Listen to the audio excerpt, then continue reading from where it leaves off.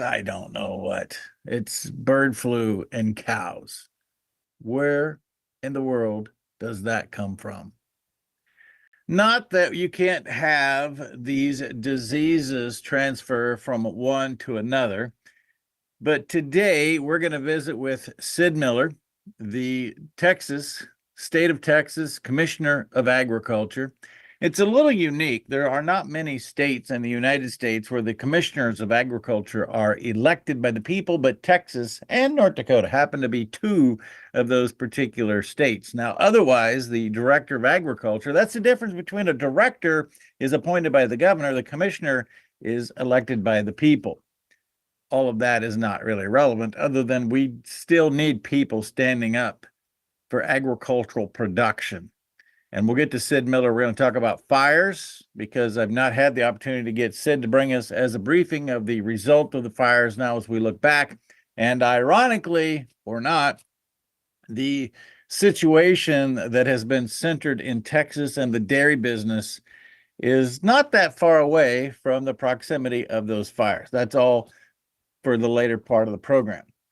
In this part of the program, there's something in my gut that tells me it's really, really wrong with this situation that has unfolded in Texas. Now, sixth state announced today, Ohio and Michigan and Idaho and Kansas, New Mexico and Texas, with 2 individuals that have tested positive for H5N1.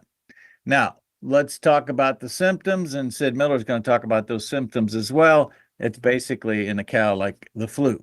In humans, it's been like pink eye. But what I want to do before we get to the Sid Miller conversation is I wanted to know more about avian influenza and what exactly is high pathogen versus low pathogen. So if you go and look back in the history, and the National Institutes of Health have a tremendous amount of information about this from 1877, which the first identified case of influenza, which by the way was called fowl plague until the 90s. It wasn't called avian influenza, avian A influenza. It was called fowl plague. So from 1877 till 1959, there are a number of cases, and those are all low pathogen. Low pathogen means that the symptoms may or may not be observable, noticeable, that the bird may have flu and really not be in any way, shape, or form different than it was without the flu. So the symptoms may not be noticeable.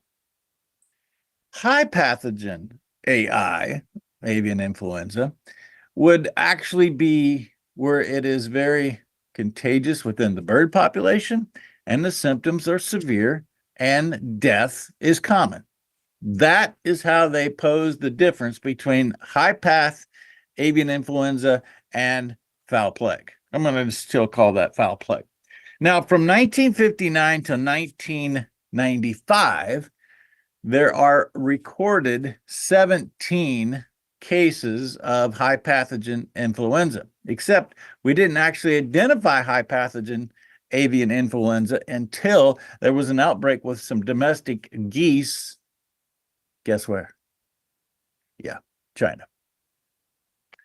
In fact, you will hear people blame China for as long as I've heard about avian influenza, I've been told that this is proliferated in Asian countries because the Chinese live in close proximity to their animals.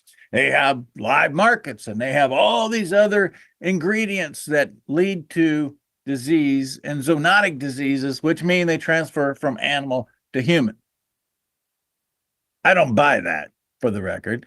And if you look at the difference between 1959 and 2019, of those high path avian influenza outbreaks that we're calling, 5 of those were in Asia. All of Asia, 5. Europe, by the way, had 16 from that period of time. We're talking about 1959 through 2019, so we're talking about 60 years. There's only 5 in Asia, and the first one was there. One in South America, by the way, 4 in Africa, 16 in the European countries, and 9 in North America. That would include Mexico and Canada. I'm going to just cut to the chase because I don't want to drag this out any longer than I need to. I also looked up gain of function, and the National Institutes of Health has a tremendous amount of information about gain of function research. Gain of function research, in case you don't know, is about looking at interchanging organisms so that you could, for example, one of the great braggadocious areas where gain of function is making a difference is turning plastic waste into a renewable product by changing a molecule or changing the genetic code within the animals, or within the organisms to make it work. Because you see, it wasn't the plastic that made this all work. It was an animal and the organism that was able to utilize the plastic to make it work. Or another example is changing the genetic code so that salt would not be poisonous to a plant. When do you think gain of function research actually began? Well, there's some indication that gain of function research began in China, roughly about 1995. Yeah, same period of time that positive tests for high-path avian influenza in China. The gain of function research accelerated, and you can find documentation of that. In fact, here's one paper that kind of verifies this, what I'm talking about, in 2003. So I have no proof. I have zero proof that looking at avian influenza from 1877 to 2024, there is a direct tie to what humans were doing in laboratories, changing genetic codes that led to high-path avian influenza in the animal population. I have zero proof. But I have a tremendous amount of circumstantial evidence that high-path avian influenza was rare and hard to find before we started spending millions and billions on gain of function research. Trust me, my digging and research has only just begun. Trent, on the Loose. We're back with Sid Miller after this.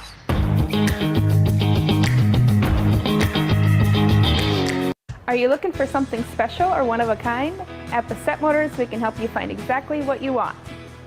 Come on in and experience how small town hospitality and personal service can make car buying a pleasure. We know interest rates are important to you. We have multiple lenders to negotiate your lowest payment. Visit us on Highway 281 in Carrington, North Dakota, and online at BassettMotors.com. Bassett Motors, where our customers send their friends. Folks, when it comes to crop protection, you need equipment and technology you can count on. The Apache sprayer accomplishes all of that, but you need something else. A service counter and a group of people that'll help you when you need it. Simpson Farm Enterprises at simpsonfarm.com and High Plains Apache from Mandan.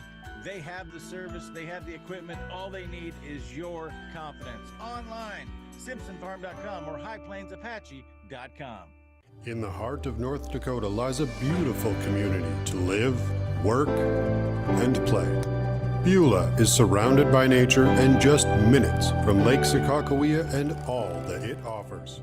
The possibilities for fun and relaxation here are boundless. It's the perfect place to find a fulfilling career, epic adventures, and a welcoming community. Life here is legendary. Plan your visit today and see what you're missing. At OLS Tubs, we focus on quality ingredients to create premium, low-consumption supplements that save producers time and money. Our customers see increased profits through better conception rates, heavier winning weights, and less time and money spent on doctoring herds. OLS formulas focus on highly bioavailable trace minerals and vitamins, as well as key ingredients to improve immune response, colostrum quality, and feed conversion. Our exclusive formula propels your livestock to their full genetic potential. This is why we confidently say OLS Tubs are simply the best. Trent Loos here for my friend Greg Hager. Do you know why he has been named the Entertainer of the Year? It's because he writes his own stuff. It's because what he writes and performs and entertains will touch you in a way like very few songwriters can touch you. His country, his Christian roots come to life. Visit GregHager.com for tour dates, merchandise, and book the show yourself. Use the code GREG24 for a discount. GregHager.com.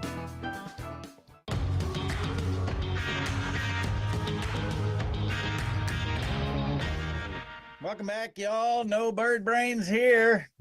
Avian influenza. I've had enough of that. Before we talk to Sid Miller about the avian influenza situation and the dairy cow population of Texas, I thought it would be wise, Sid, for us just to take a moment and kind of do a recap with the wildfires that you had throughout the state of Texas. Well, we're trying to recover. We lost over 7,000 head of cattle, but there's probably another, and this is my estimate, 15 to 20,000 that we either euthanize, will have to be sold for salvage because their hooves are burnt off or the udders are burnt. And probably for the next 6 months, Trent, will be culling cattle that have respiratory problems. Their lungs were burnt. They're full of smoke, and sometimes that, they're just not thrifty for a while, so those will probably end up being culled too. So it'll be an ongoing problem. It was about 1,300,000 acres, our largest fire ever. We lost 120 miles of electric lines, so a lot of those rural communities were without power for a while. Those are up and going again. We closed 16 schools, evacuated them. 2 of them had some fire damage. We've opened up our hay hotline, coordinated hay and feed, fencing supply deliveries around the state. I have a star fund. We raise money to, help those farmers and ranchers get back on their feet, mainly to buy T-post and wire, because we had several thousand miles of fence destroyed. That's about, about $15,000 a mile to replace that.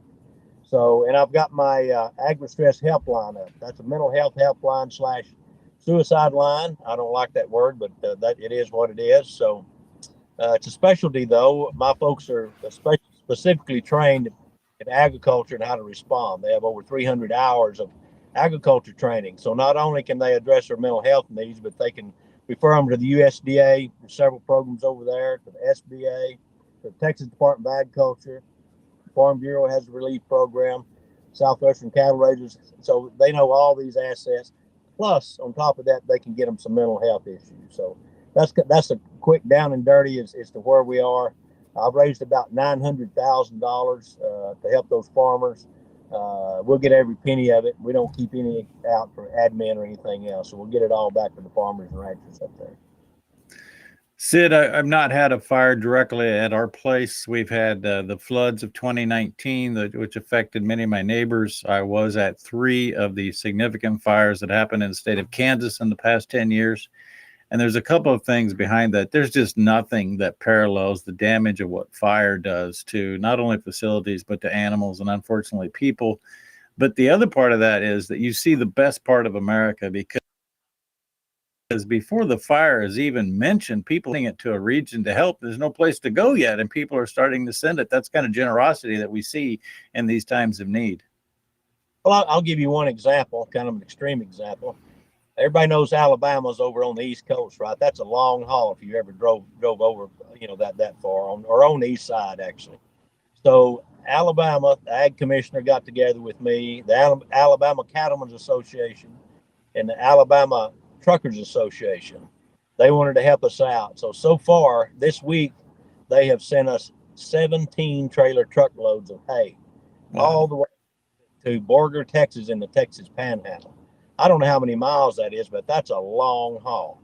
Well over 1,000 miles, maybe 1,500 miles. So that's the kind of help we get. We've got the same kind of help from other states, South Carolina, Minnesota, dozens of other states. And Texans are also generous too. The problem is we don't have much hay. We went through 2 really dry springs. We didn't make any hay. We've had rough winters, so we just about fed it all up. Not much hay here. All right, Sid, let's take a break now, and then we'll come back and we'll talk about this situation about dairy breeding females in lactation, H5N1 positive. We'll be back with more Sid Miller, Trent on the Loose after this.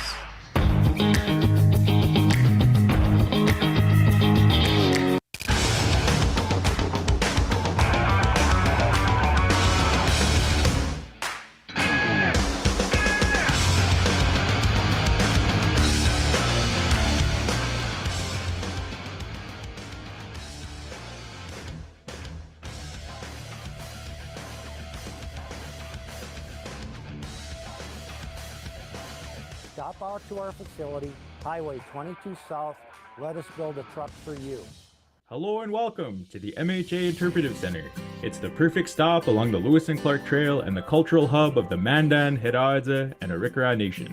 Nestled along the shores of Lake Sagaguia in Newtown, North Dakota, 1 mile west of the Four Bears Casino. You can enjoy amphitheater performances, art exhibitions, and educational workshops utilizing our living cultural center.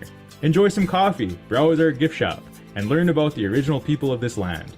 Learn more at mhanation.com/interpretive center. People get sick for two reasons and two reasons only. Your body's missing something that it needs, or it's exposed to something that it doesn't need. So if you supplement what the body's missing, the body fixes itself. If you remove from the body toxins that are interfering with the body's doing what it's normally designed to do, then the body heals itself. It's really that simple. NO2U, that's nitric oxide, NO, number 2, letter U.com, and you put Trent as coupon code, you don't pay any shipping.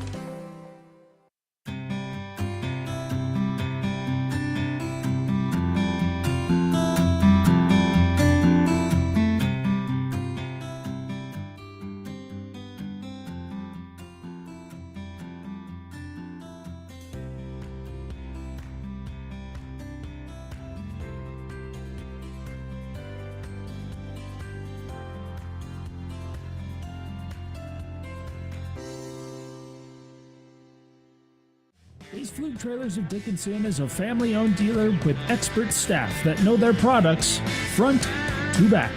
We stock over 150 units of all types and can custom order a trailer with the unique features and capabilities you require for brands you can trust.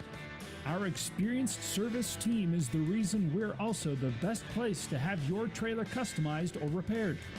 Count on Base Fluke Trailers of Dickinson to keep you hauling.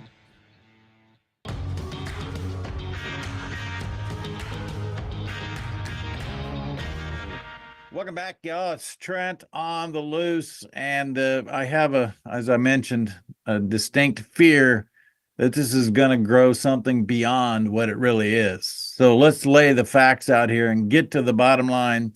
Sid Miller joining me now, once again here from the state of Texas, the Commissioner of Agriculture for the state of Texas.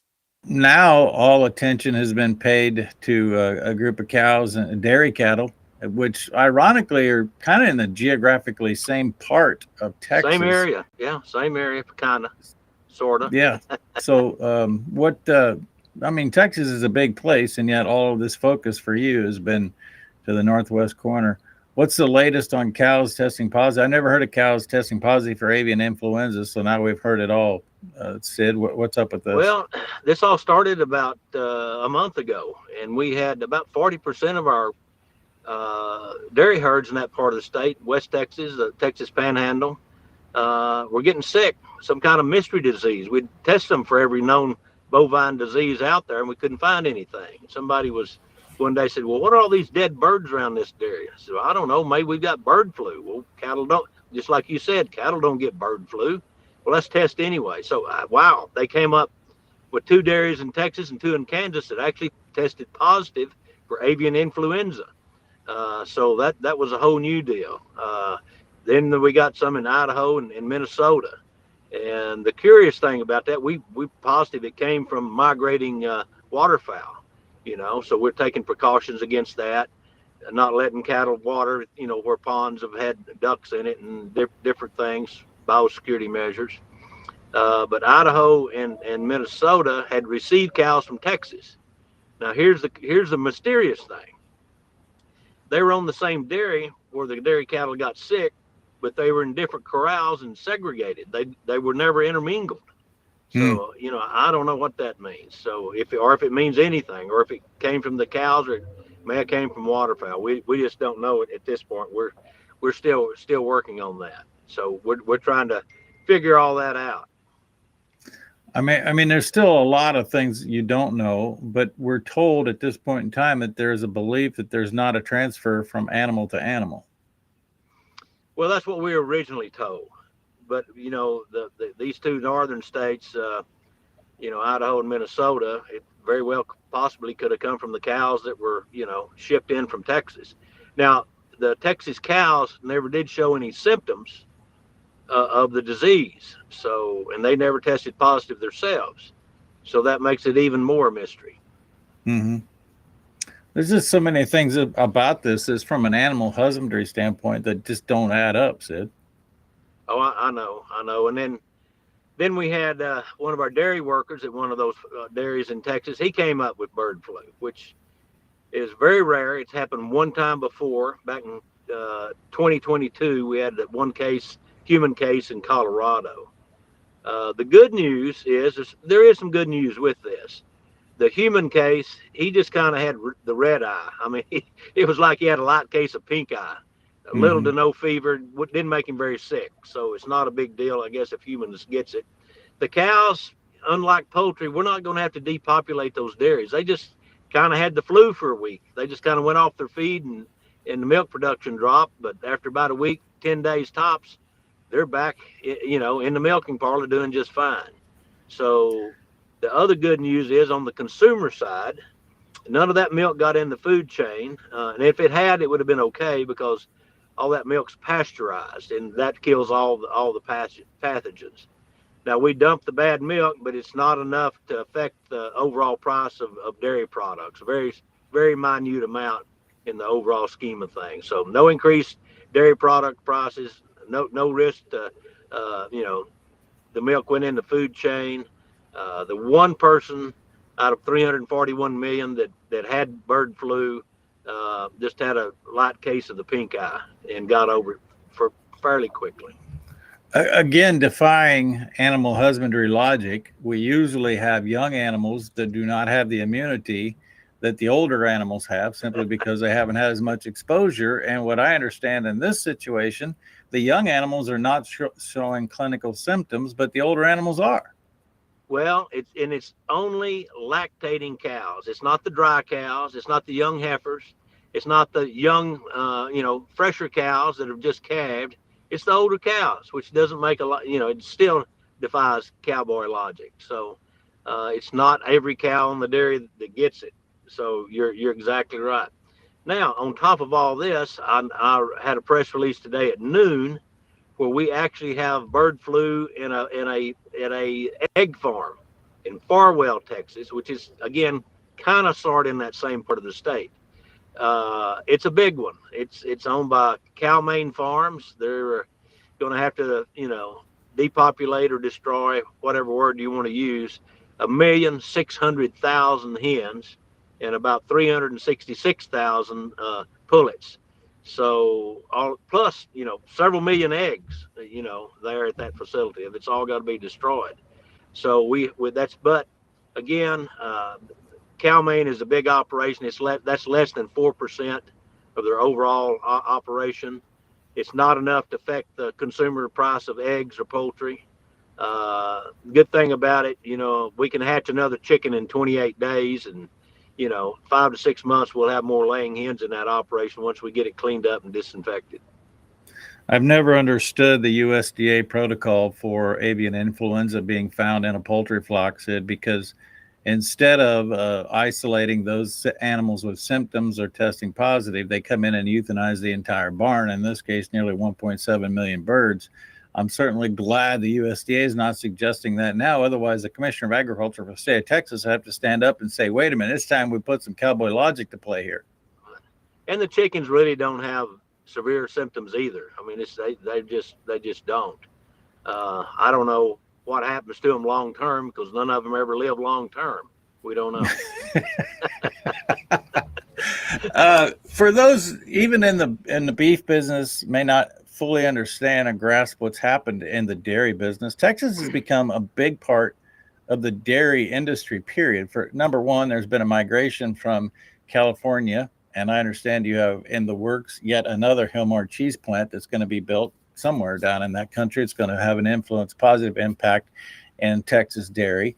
But the other thing that's happened is that, and the reason you have heifers going from Texas to Idaho and Minnesota and Wisconsin is that many people are developing their young heifers in Southwest Kansas and then ultimately in Texas before they come back to the herds where they milk in. That's been a big growth in Texas dairy that really hasn't gotten a lot of attention.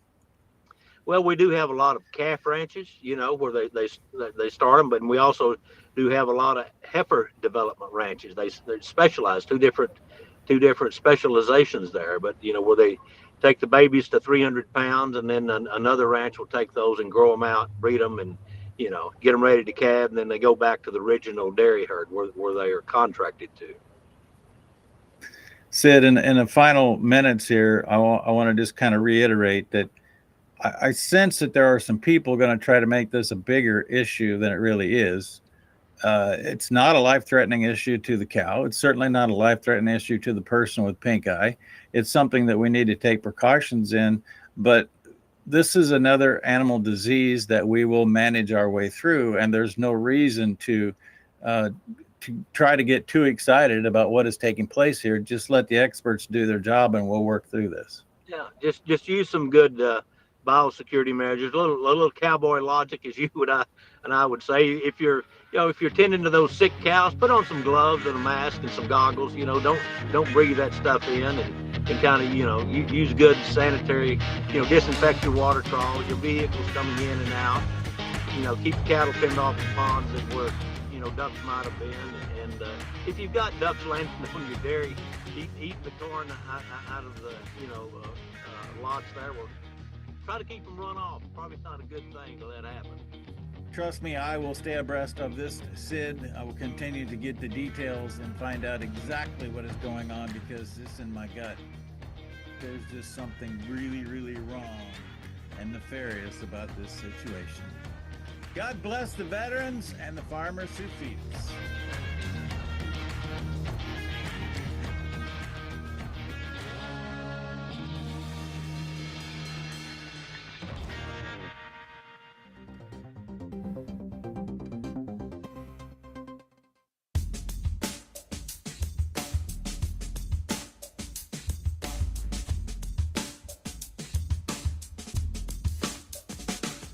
Are you looking for something special or one of a kind? At Bassett Motors, we can help you find exactly what you want. Come on in and experience how small town hospitality and personal service can make car buying a pleasure. We know interest rates are important to you. We have multiple lenders to negotiate your lowest payment. Visit us on Highway 281 in Carrington, North Dakota, and online at BassettMotors.com. Bassett Motors, where our customers send their friends. People get sick for two reasons and two reasons only. Your body's missing something that it needs, or it's exposed to something that it doesn't need. So if you supplement what the body's missing, the body fixes itself. If you remove from the body toxins that are interfering with the body's doing what it's normally designed to do, then the body heals itself. It's really that simple. NO2U, that's nitric oxide, NO, number 2, letter U.com, and you put Trent as coupon.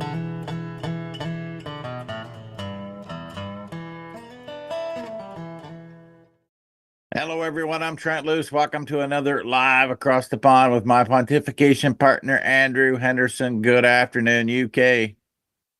Good morning, USA, and it's Eclipse Day in the USA. Is that correct, Trent? Eclipse That is Day. correct. So Luke has a map up here that interesting to note. I find it interesting. Nobody else does. The place in the United States where the darkness lasts the longest is Eagle Pass, Texas, where all of the illegals are crossing. Have crossed, whether they're still crossing or not. That's been the main focal point. 4 minutes. And you can see right outside of Eagle Pass, Uvalde, Texas, 1:29. It starts in the United States. 1:29 Central Time. So do you see this as some form of biblical event then, Trent? Is that what you see as the eclipse? Oh, absolutely. I do. Right. Are you expecting anything of significance to happen? I expect every place in its path 150 miles wide to go dark for 3 minutes. That's what I expect. I did read, because I'm really intrigued at all of these governors that have declared a state of emergency. And the last one, I just read the press release because I wanted to know why Sarah Huckabee thought that Sarah Huckabee Sanders thought that this was worthy of a declaration. And it appears as though they just believe there's going to be such a massive influx of people in all of their areas that she's declared a state of an emergency through the 10th in Arkansas. Why people will be drawn to this 3 or 4 minutes to some place, central place? Is that what people are suggesting? Oh, well, they're not suggesting that's absolutely going to happen because the last solar eclipse happened to go right. My house was in the path, and it is reported that Nebraska had more people on that day come to Nebraska than we have in the given year, any given year.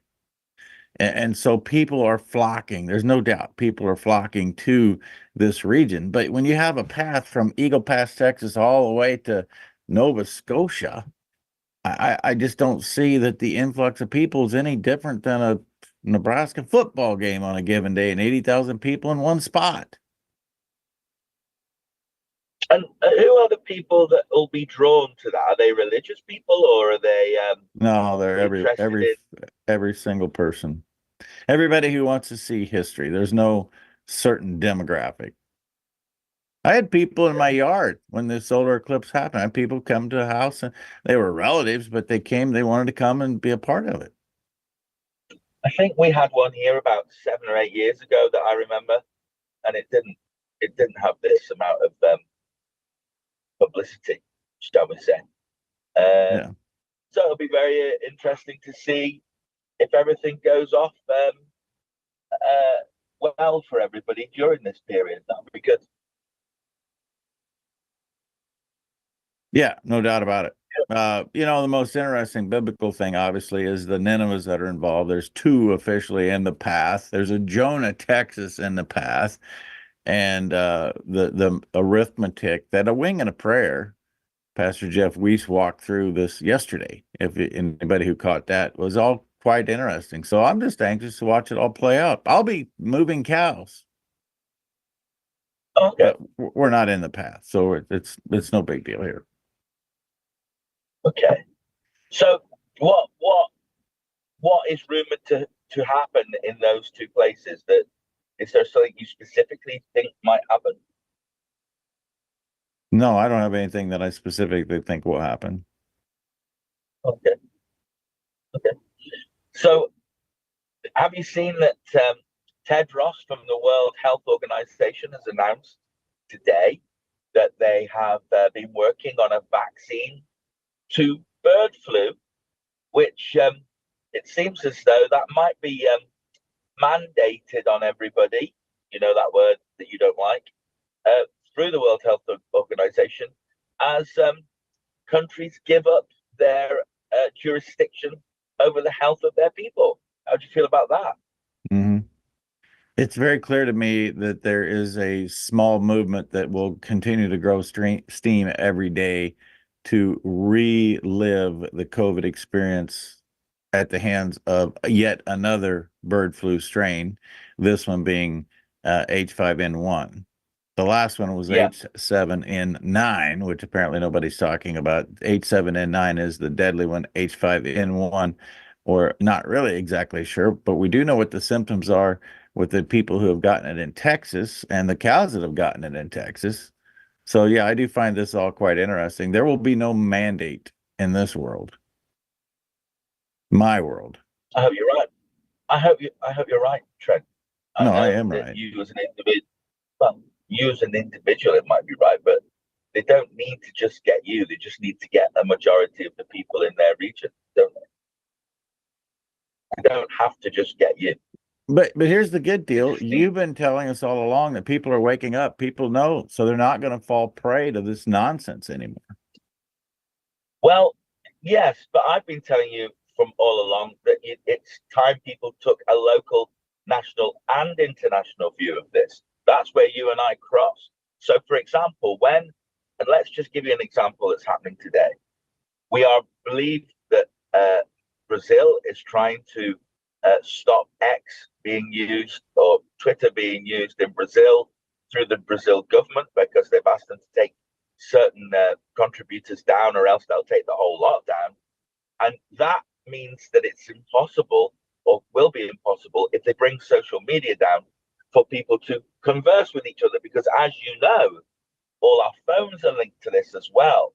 So I am a bit concerned about what's happening in Brazil, because it could impinge on my ability to talk to people like you and vice versa. And I think that that's something that does concern me, to be honest. I don't believe that will be why you and I cannot converse. But are you paying attention to what's happening in Argentina? No.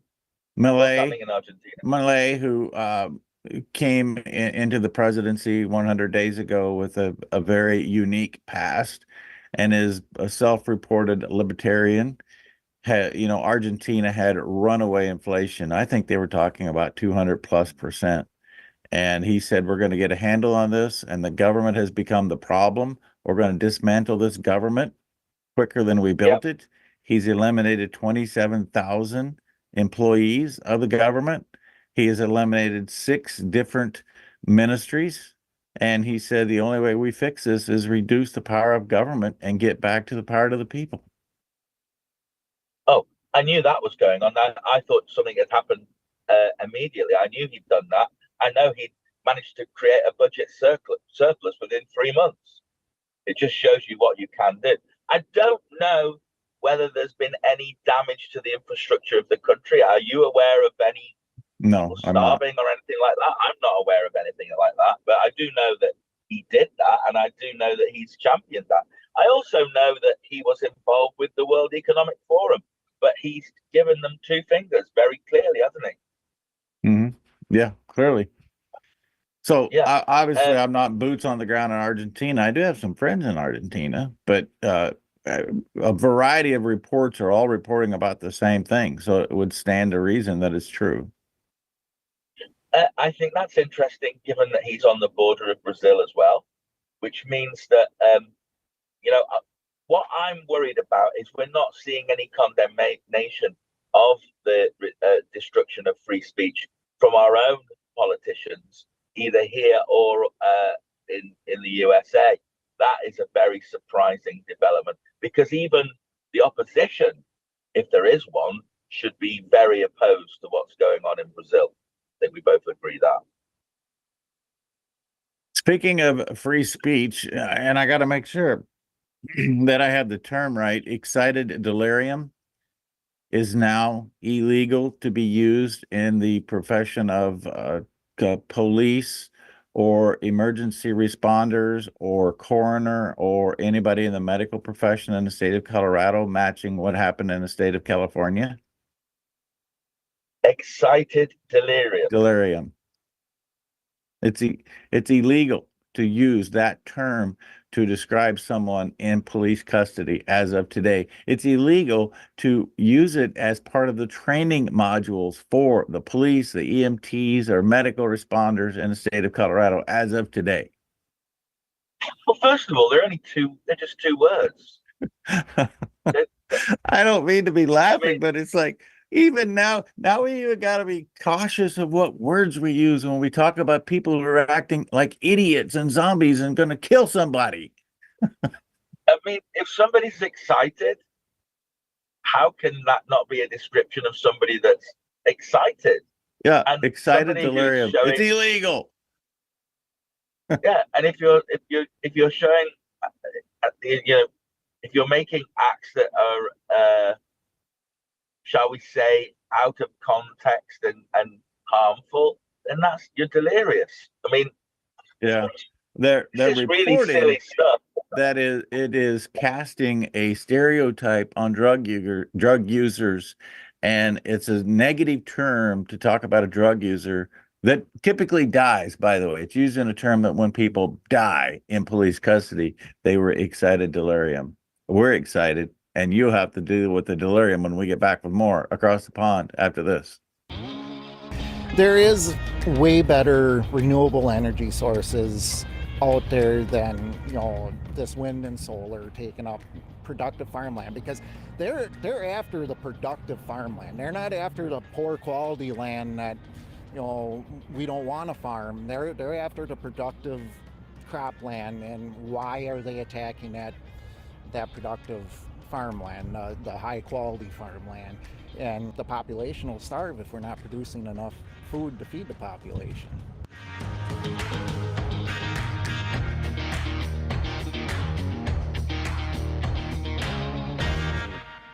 Hello and welcome to the MHA Interpretive Center. It's the perfect stop along the Lewis and Clark Trail and the cultural hub of the Mandan, Hidatsa, and Arikara Nation. Nestled along the shores of Lake Sagagawea in Newtown, North Dakota, 1 mile west of the Four Bears Casino. You can enjoy amphitheater performances, art exhibitions, and educational workshops utilizing our living cultural center. Enjoy some coffee, browse our gift shop, and learn about the original people of this land. Learn more at mhanation.com/interpretive center. Trent Loos here for my friend Greg Hager. Do you know why he has been named the Entertainer of the Year? It's because he writes his own stuff. It's because what he writes and performs and entertains will touch you in a way like very few songwriters can touch you. His country, his Christian roots come to life. Visit greghager.com for tour dates, merchandise, and book the show yourself. Use the code GREG24 for a discount. greghager.com.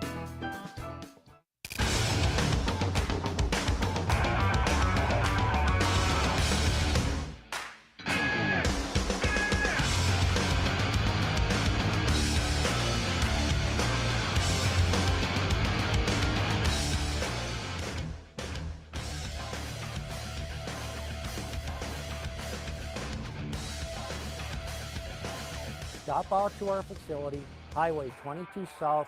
Let us build a truck for you. Base Fluke Trailers of Dickinson is a family-owned dealer with expert staff that know their products front to back. We stock over 150 units of all types and can custom order a trailer with the unique features and capabilities you require for brands you can trust. Our experienced service team is the reason we're also the best place to have your trailer customized or repaired. Count on Base Fluke Trailers of Dickinson to keep you hauling. Are you looking for something special or one of a kind? At Bassett Motors, we can help you find exactly what you want. Come on in and experience how small town hospitality and personal service can make car buying a pleasure. We know interest rates are important to you. We have multiple lenders to negotiate your lowest payment. Visit us on Highway 281 in Carrington, North Dakota, and online at BassettMotors.com. Bassett Motors, where our customers send their friends. Folks, when it comes to crop protection, you need equipment and technology you can count on. The Apache sprayer accomplishes all of that, but you need something else. A service counter and a group of people that'll help you when you need it. Simpson Farm Enterprises at simpsonfarm.com and High Plains Apache from Mandan. They have the service, they have the equipment. All they need is your confidence. Online, simpsonfarm.com or highplainsapache.com. Look, so see these cows here, Trent?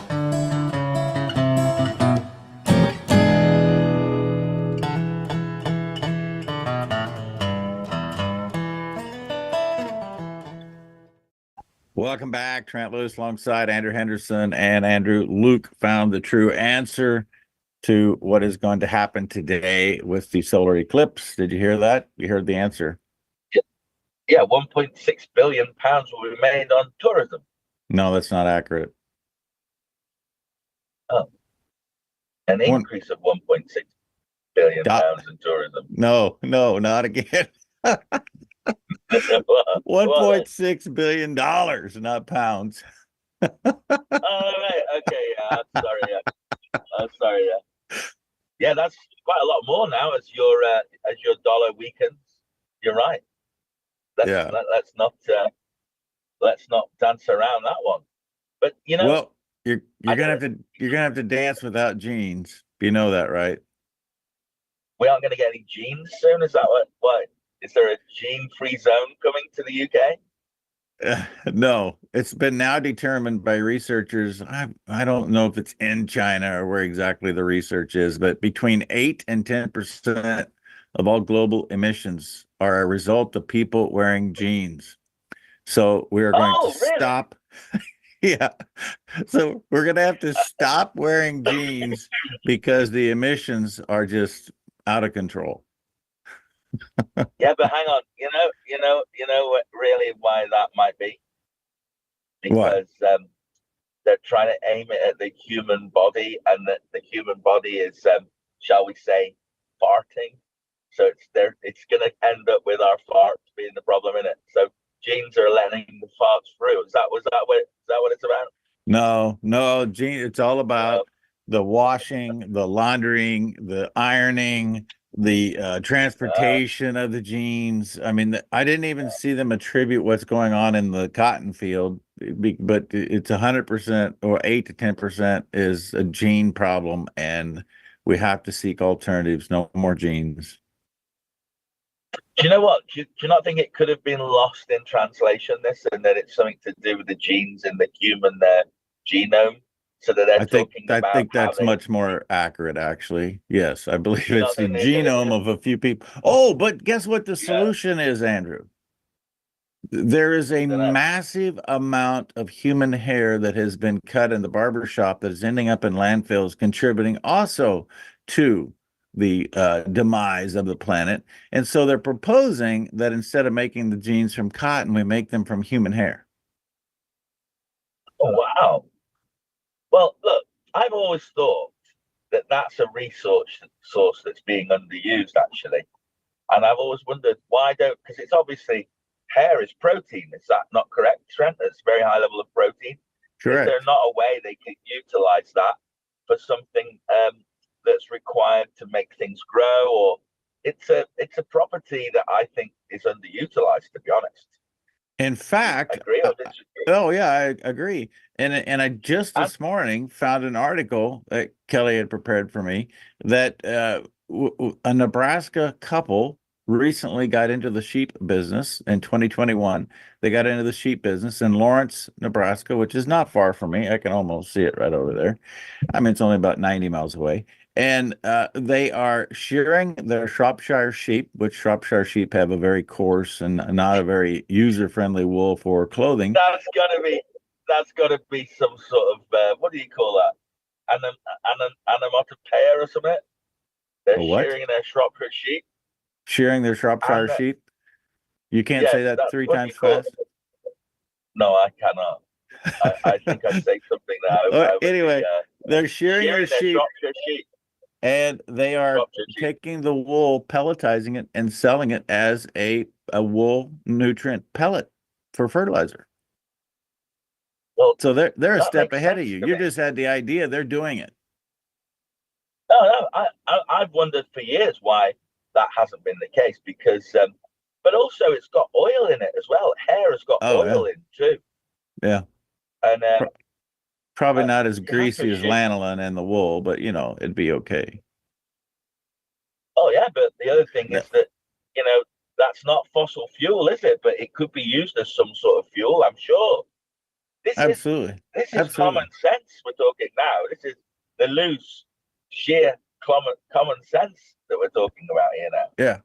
See, I'm trying to build a The better wild case oil, for having sheer. sheep all of the time, and I'm getting closer. But just stop and think about the hypocrisy of what we've already discussed. Genes are a problem because of their emissions, of all of the production and the maintaining and the care, and they attribute half of the problem of the emissions to the genes ending up in the landfill because the average pair of jeans is only worn 7 times. They don't get enough wear out of them. They end up in the Hey, landfill, and they are. wait a minute. The average pair of jeans is only That's what worn the report 7 says. times. That's what the report says. But Bovine fecal matter. I'm wearing a pair of jeans here, and I'm telling you, I've worn them at least 700 times. At least. okay, well, nobody's ever said you're average, Andrew. Nobody. Okay. It was 7 times for a pair of jeans. Yeah. Come on, even Trent Loos cannot believe. How long Actually, do your jeans I do last believe today? I do believe that. I believe that story 100%. Why? Most people buy jeans, they wear them a couple times, and they go buy a new pair. How long do your jeans last you? I got a closet full of jeans that have been worn any number of times. And the jeans that I wear for every day, they're worn 700 times for sure. But I want to finish my hypocrisy because we have to make this hair into jeans, is what they're telling us, because the hair is decomposing in the landfill. Meanwhile, they're attributing half of the emissions from the jeans decomposing in the landfill. So somehow taking the hair out of the landfill and putting it in a jean and then returning it to the landfill is somehow green. But if we just take cotton, make a pair of jeans, wear them 7 times, put them in the landfill, that's ending the world as we know it because of climate crisis. I just didn't think we would ever be talking about a subject like this, frankly. I agree with you. And at the end of the day, I mean, why don't we just put them all in a pile, big enough pile, sell them off to people who want to use their jeans more than 7 times, and then buy a private jet on the proceeds. Yeah, save with the our planet. tax credit. Fly around telling everybody that. Wait, I don't need tax credits. All right. Okay, in our final bit of news, because I think this is going to be a very good discussion. We had yet another meeting, Friday night, Wesley, Iowa. By the way, I looked it up. Yeah. The population of Wesley, Iowa is 385. We had 250 people present at this meeting, and it was explaining the dangers, the hazards of a CO2 pipeline. And right now, I've spent a tremendous amount of time in Iowa, South Dakota, North Dakota. Nebraska is the place. It needs to understand we have people that are being sold a bill of goods and they're putting a CO2 pipeline within 5. I got a video of one 150 feet away from somebody's house. And after you listen to Dan Harvey, who has studied this, who's on top of this, he's the chief of the Volunteer Fire Department of Gruver, Iowa. You do not want to be within 5 miles of a CO2 pipeline in case there's a rupture. And on Thursday of last week, there was another CO2 pipeline rupture in the state of Louisiana. I talked to my friend, Representative Kim Coates in Louisiana. She was getting on top of this, and she is very concerned about what is taking place. And they have 52 proposed injection wells in the state of Louisiana for CO2. But here's the good news. At this meeting in Wesley, Iowa on Friday night, Andrew, we had a bigger cross-section of people. We had more young families than I've had in any of my meetings. And people are now saying, I need to get more information because something doesn't add up here. We're putting our rural communities in peril by continuing to head down this path. And the news that we have about signing a conservation easement, it's the end of you owning your land. It's that simple. Brilliant. That's a great bit of news. I mean, to think that you've done that and you're getting that sort of response in a small place, that's fantastic. If that's telling me an awful lot of people are in that particular issue are waking up. If you get that percentage coming to see a talk on the subject, that's really good, isn't it? Yeah, you must keep have in been mind. very pleased with that. Everyone was ecstatic. It was the best meeting we've had yet. There's a couple things to keep in mind. We have been having meetings every month. We, being somebody that's in the movement, has had a meeting every month in the state of Iowa for now a full year. The first meeting was a year ago, and we've been having meetings for a full year. I spoke myself in Hancock County, Iowa a year ago, and this meeting is just outside of Hancock County and Kasuth County. So it's been a year. People have been talking long enough, and it's been a general awareness, and it continues to be in the news, mostly because of the corruption. That's all fine and good. But we have to continue to be resilient in other states. That's the moral of the story. Yeah. Well, at the end of the day, you've said about what's happening in South Dakota, for example, with the voting systems and how that's been corrupted. You've got to make sure that they don't win. You don't win a few battles and lose the war, Trent. That's the problem here, isn't it? You can win some of these battles and still lose the war. That is, at the end of the day, the biggest problem, because we had a gentleman who was there and was talking about he got in the race because of this CO2 situation. He's running for the 4th district in Iowa. But at the same time, while we're celebrating the successes in Iowa, we had yet another court ruling that is affecting the folks in the movement in South Dakota. So you're right. You have to be resilient. You have to look through the eclipse and see the real light of the day. For Andrew Henderson, Trent Loos, enjoy the eclipse and today. regaining control for the farmer. See you tomorrow. Buy a pair of jeans today.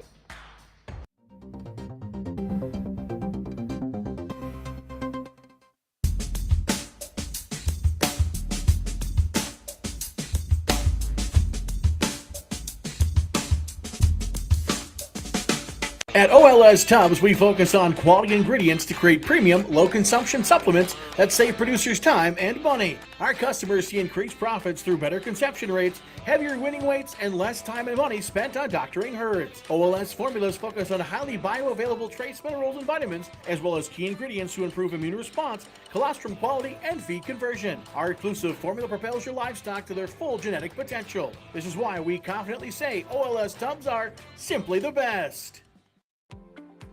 People get sick for two reasons and two reasons only. Your body's missing something that it needs, or it's exposed to something that it doesn't need. So if you supplement what the body's missing, the body fixes itself. If you remove from the body toxins that are interfering with the body's doing what it's normally designed to do, then the body heals itself. It's really that simple. NO2U, that's nitric oxide, NO, number 2, letter U.com, and you put Trent as coupon code, you don't pay any shipping. In the heart of North Dakota lies a beautiful community to live, work, and play. Beulah is surrounded by nature and just minutes from Lake Sakakawea and all that it offers.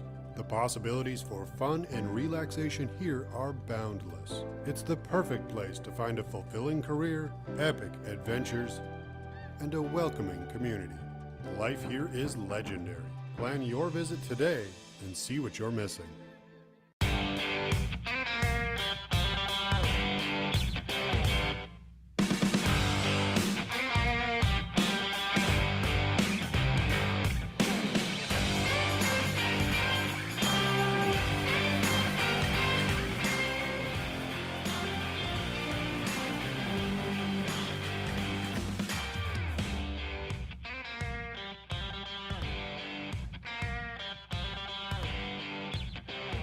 Open Range is going to be like a digital magazine, I call it. We're going to be looking at a variety of subjects from agriculture, energy, sports, art, politics, of course.